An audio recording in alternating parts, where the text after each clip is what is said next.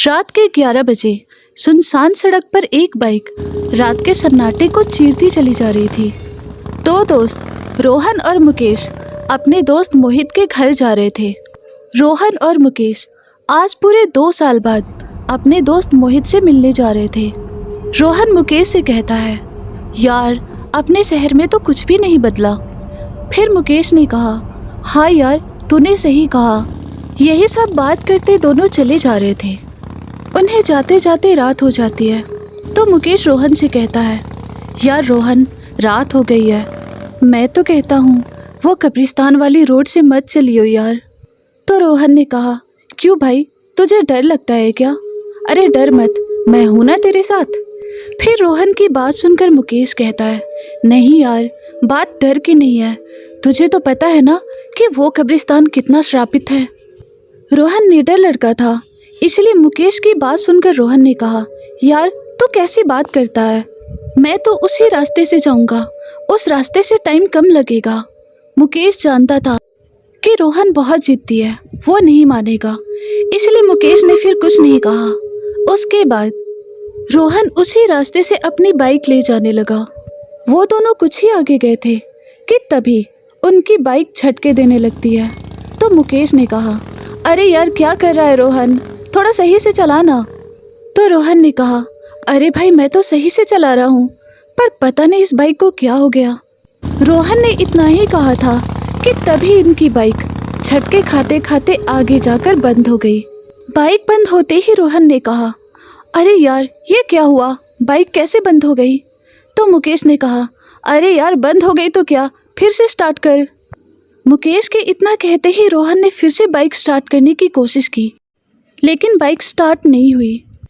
तभी मुकेश ने ऐसी चीज़ देखी जिसे देखकर उसकी हालत खराब हो गई। मुकेश बस उसे ही देखे जा रहा था। मुकेश को देखकर साफ लग रहा था कि उसने जो चीज़ देखी है वो देखकर वो काफ़ी डर चुका है। तभी रोहन की नज़र मुकेश पर पड़ती है। मुकेश को ऐसे डरा हुआ देखकर रोहन ने उससे कहा, अरे यार अब तुझे क्या हो गया? पर मुकेश ने कुछ नहीं कहा, बस अपनी उंगलियों से इशारा करते हुए रोहन को कुछ दिखाने लगा। उसके बाद रोहन ने वहां देखा जिस तरफ मुकेश की उंगली थी, तो उसने देखा कि उसकी बाइक कहीं और नहीं बल्कि उसी कब्रिस्तान के गेट के आगे खराब हुई थी। चूंकि रोहन निडर लड़का था इसलिए उसने मुकेश से कहा, अरे भाई तू क्यों डरता है, बाइक बहुत टाइम से घर पर पड़ी हुई थी इसलिए बंद हो गई। और यार तू अब बाइक से उतर, पहले कोई मैकेनिक देखते हैं। रोहन ने इतना ही कहा था कि तभी मुकेश ने कहा, यार वो देख मैकेनिक की दुकान। जब रोहन ने वहां देखा तो उसे एक झोपड़ी दिखी जिसमें एक पीला वाला बल्ब टंगा हुआ था और उसमें लगभग 45 से 50 साल का एक आदमी बैठा हुआ था। उसके बाद वो दोनों अपनी बाइक को उसी मैकेनिक की दुकान पर लेकर जाते हैं। रोहन ने कहा, काका हमारी बाइक अचानक से बंद पड़ गई है, जरा देखना तो क्या हुआ है इसमें। रोहन की बात सुनकर उस मैकेनिक ने कहा, अच्छा बेटा तुम कुछ देर यही बैठो, मैं देखता हूँ कि क्या हुआ है। इतना कहकर वो आदमी बाइक ठीक करने लगा। रोहन और मुकेश वहाँ बैठे ही थे कि तभी रोहन ने कहा, यार तू यहीं बैठ, मैं भी 1 नंबर करके आया। इतना कहने के बाद रोहन थोड़ा आगे बढ़ने लगा। उसके बाद रोहन जैसे ही 1 नंबर कर पीछे मुड़ा तो उसने देखा कि उसके पीछे एक आदमी खड़ा था और वो उसे ही देखे जा रहा था। रोहन को ये सब बहुत अजीब लग रहा था। रोहन अभी कुछ कहता ही कि तभी उस आदमी ने उससे कहा, वो जो लड़का वहाँ बैठा है वो तुम्हारा ही दोस्त है ना? तो इस पर रोहन ने जवाब देते हुए कहा, हाँ है। तो उस आदमी ने दोबारा कहा, लेकिन वो तुम्हारा दोस्त उस फटी हुई और बंद झोपड़ी के पास बैठकर क्या कर रहा है? तो उसकी बात सुनकर रोहन ने चौंकते हुए कहा, बंद झोपड़ी? अरे! इतना कहने के बाद जैसे ही रोहन ने पीछे मुड़ा तो उसने देखा कि वो मैकेनिक जो अभी अभी उसकी बाइक ठीक कर रहा था अब वो वहाँ पर नहीं है और उसकी दुकान भी बंद पड़ी थी और मुकेश अभी भी वहीं पर बैठा हुआ था। ये सब देखकर रोहन सोचने लगा, अरे ये मैकेनिक कहाँ चला गया और इसने इतनी जल्दी अपनी दुकान कैसे बंद कर दी। इतना सोचने के बाद जैसे ही रोहन पीछे मुड़ा तो उसने देखा कि अब तक जो आदमी उसके पास खड़ा था अब वो भी वहाँ नहीं था। उस आदमी को वहाँ ना देखकर रोहन ने बहुत हैरानी से कहा, अरे अब ये आदमी कहाँ गया, अभी तो यहीं खड़ा था। वैसे तो रोहन बिल्कुल नहीं डरता था, पर आज अभी जो कुछ भी उसने देखा उसके बाद तो अब वो भी डरने लगा था। उसके बाद रोहन बिना समय गवाए मुकेश के पास चला गया और उसने मुकेश से कहा, उठ भाई जल्दी उठ और जल्दी यहाँ से चल। ये सुनकर मुकेश ने कहा, पर क्यों भाई, अब तो गाड़ी ठीक ही होने वाली है। मुकेश के इतना कहते ही तुरंत एक आवाज़ आती है, अरे क्या हुआ बेटा, आपकी बाइक तो बस अब ठीक ही होने वाली है। ये आवाज़ किसी और की नहीं बल्कि उसी मैकेनिक की थी। रोहन ने जैसे ही अपना सिर उठाया तो उसने देखा कि उसके सामने वही मैकेनिक खड़ा था और उसकी दुकान भी खुली हुई थी। ये सब देखकर रोहन सोचने लगा, ये कैसे हो सकता है, अभी तो यहाँ कोई नहीं था और ये दुकान भी बंद पड़ी थी। आखिर ये सब हो क्या रहा है। अभी रोहन यही सब सोच रहा था कि तभी मुकेश ने उससे कहा, अरे तुझे हुआ क्या है, कुछ बोलेगा भी। पर रोहन यही सोच रहा था कि अब वो मुकेश को कैसे बताए कि पिछले 10 मिनटों में उसके साथ क्या क्या हुआ है। पर थोड़ा सोचने के बाद रोहन ने मुकेश से कहा, तो थोड़ा 1 मिनट के लिए मेरे साथ इधर तो आ।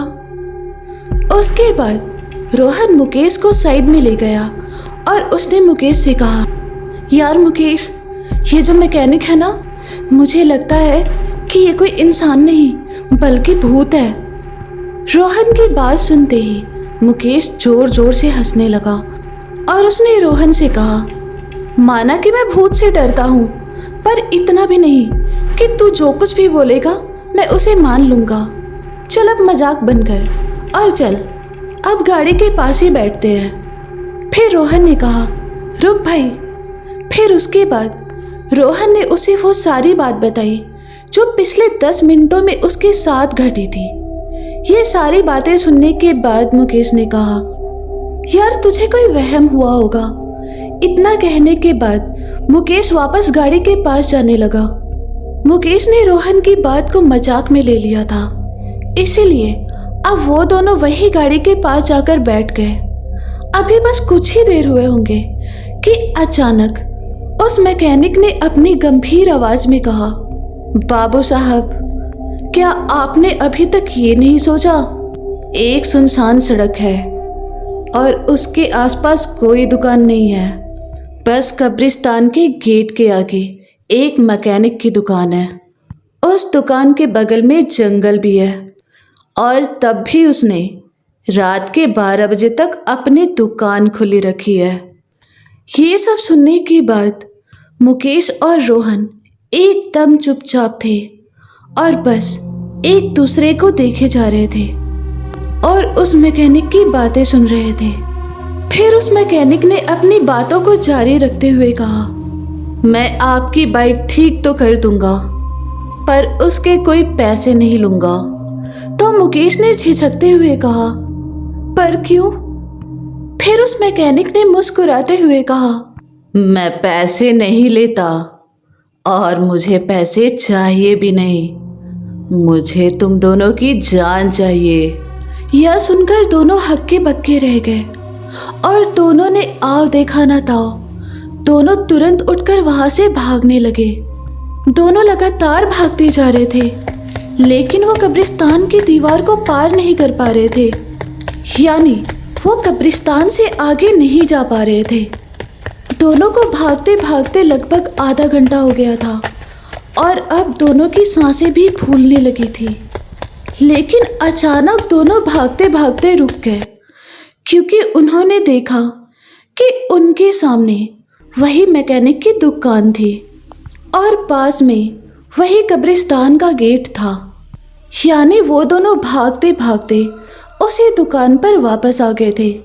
फिर तभी उन्होंने देखा कि वो मैकेनिक अभी भी उन्हें देखकर मुस्कुराए जा रहा था, मानो वो ये कह रहा हो कि अब तुम दोनों कहीं नहीं जा सकते।